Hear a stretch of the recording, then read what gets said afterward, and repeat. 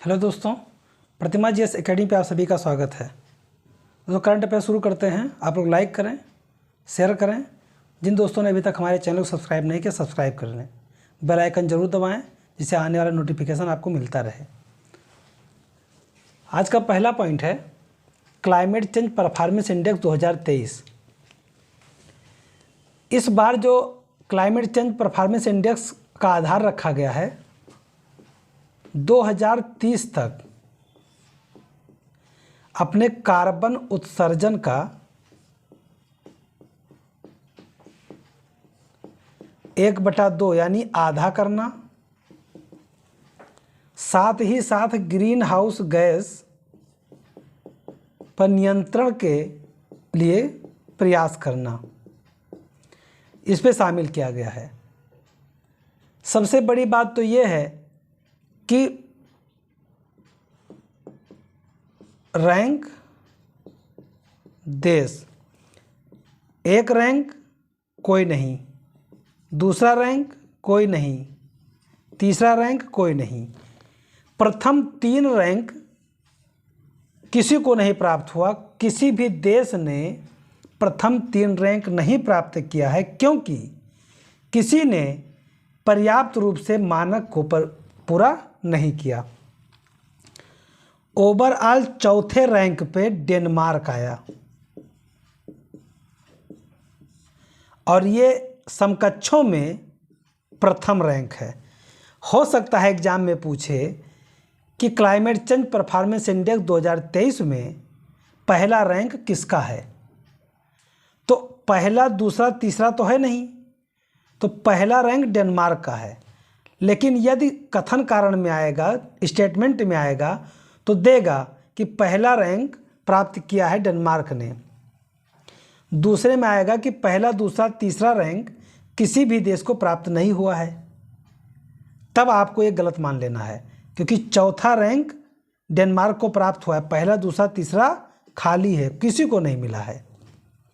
5वां रैंक मिला है स्वीडन को और 6ठा रैंक मिला है चिली को।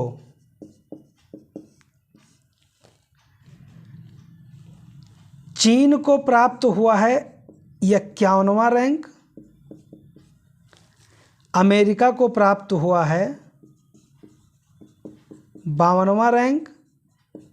अब आपके दिमाग में आता होगा भारत को कितना मिला, तो भारत को प्राप्त हुआ है 8वां रैंक।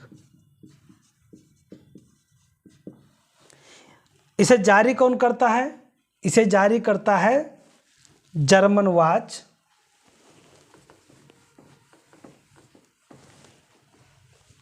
जर्मन वॉच एक ये संस्था हो गई। दूसरा संस्था है new climate institute,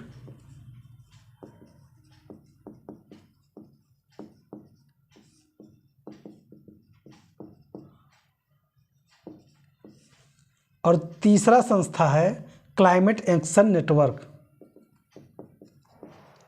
climate action network, ये तीनों मिल करके क्लाइमेट चेंज परफॉर्मेंस इंडेक्स जारी करते हैं।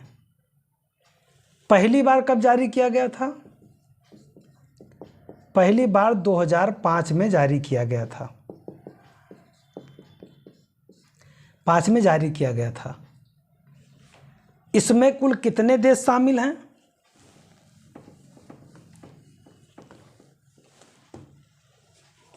यूरोपियन यूनियन के साथ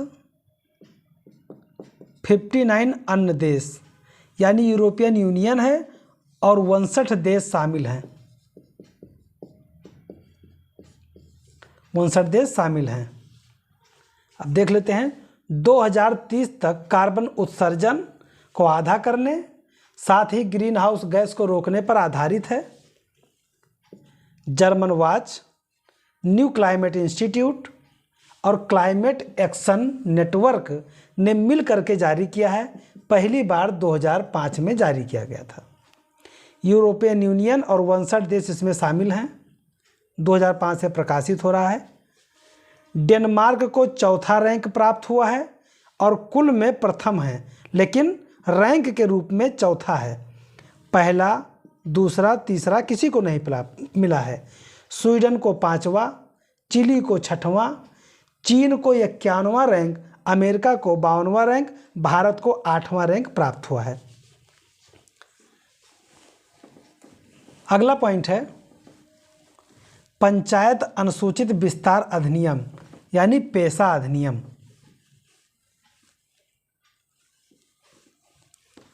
पेशा क्या है? सॉरी, पंचायत अनुसूचित विस्तार अधिनियम पेशा,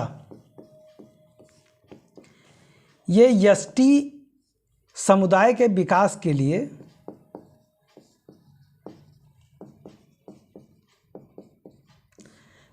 के लिए ये अधिनियम लागू किया जाता है। मध्य प्रदेश सरकार ने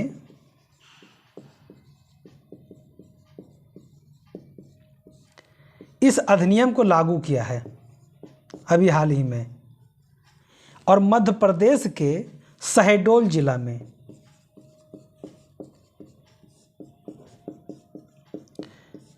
इसकी घोषणा किसने किया है? हमारी महामहिम राष्ट्रपति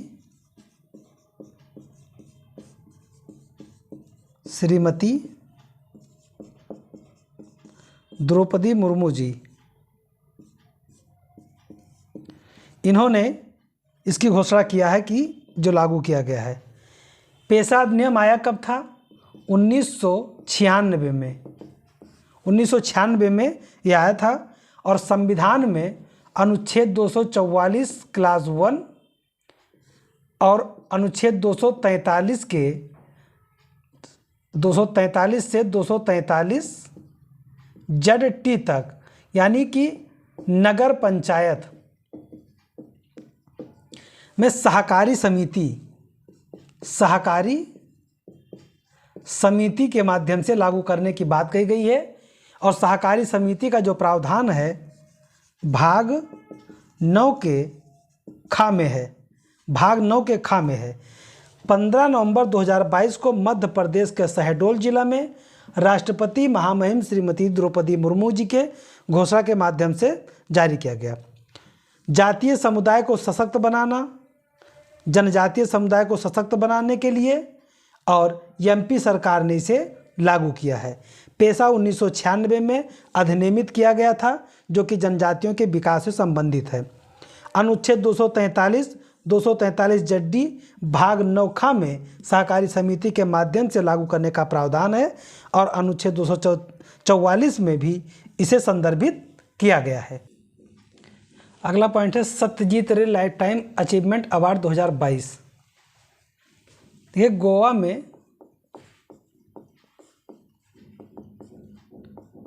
अंतर्राष्ट्रीय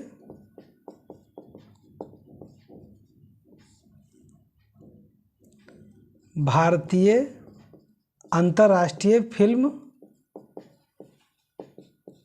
महोत्सव का आयोजन किया गया और यह आयोजन 20 नवंबर से 28 नवंबर तक चला, नवंबर 2022 तक चला और यह 53वां संस्करण था।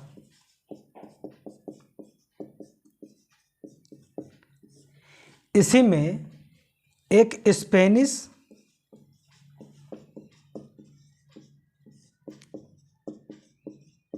फिल्म निर्देशक एवं लेखक, ये लेखक भी हैं, कार्लोस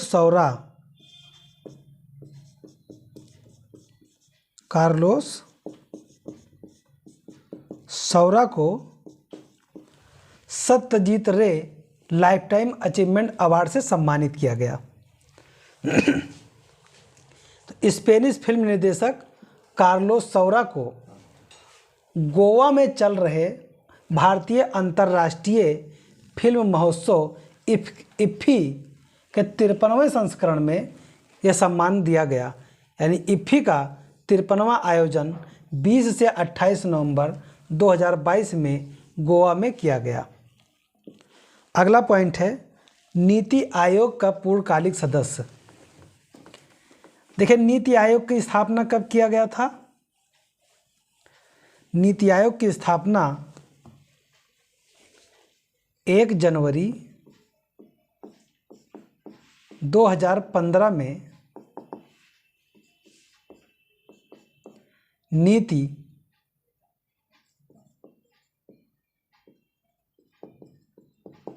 कमीशन का गठन किया गया था। नीति का मतलब हुआ नेशनल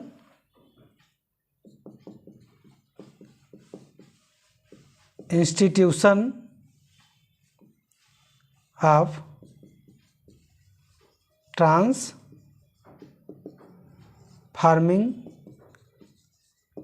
इंडिया, ये हुआ नीति का फुल फॉर्म। और ये नीति आयोग 1 जनवरी 2015 को योजना आयोग को समाप्त करने के बाद लाया गया था। योजना आयोग को समाप्त करके लाया गया था, जो 15 मार्च 1950 को गठित हुआ था और दिसंबर 2014 में समाप्त हो गया। दिसंबर 2014 में समाप्त हो गया। इसी नीति आयोग का जो अध्यक्ष होता है वो प्रधानमंत्री होता है, पदेन अध्यक्ष। एक उपाध्यक्ष होता है और कई सदस्य होते हैं, जिनमें कुछ पूर्णकालिक सदस्य होते हैं। उन्हीं में से पूर्णकालिक सदस्य के रूप में केंद्र सरकार ने पूर्व मुख्य आर्थिक सलाहकार डॉक्टर अरविंद बिरमानी को नीति आयोग का पूर्णकालिक सदस्य नियुक्त किया है। डॉक्टर अरविंद बिरमानी को, अरविंद बिरमानी वित्त मंत्रालय में 2007 से 2009 तक चीफ इकोनॉमिक एडवाइजर यानी कि मुख्य आर्थिक सलाहकार के पद पे कार्य कर चुके हैं। 2013 से 2016 के मध्य आरबीआई के मौद्रिक नीति पर आरबीआई की तकनीकी सलाहकार के रूप में भी इन्होंने काम किया है। यानी अरविंद बिरमानी अर्थशास्त्र के क्षेत्र में बेहतर जानकार व्यक्ति हैं जिन्हें नियुक्त किया गया है। तो दोस्तों मैं अपने क्लास के पे समाप्त करता हूँ। धन्यवाद। जय हिंद, जय भारत।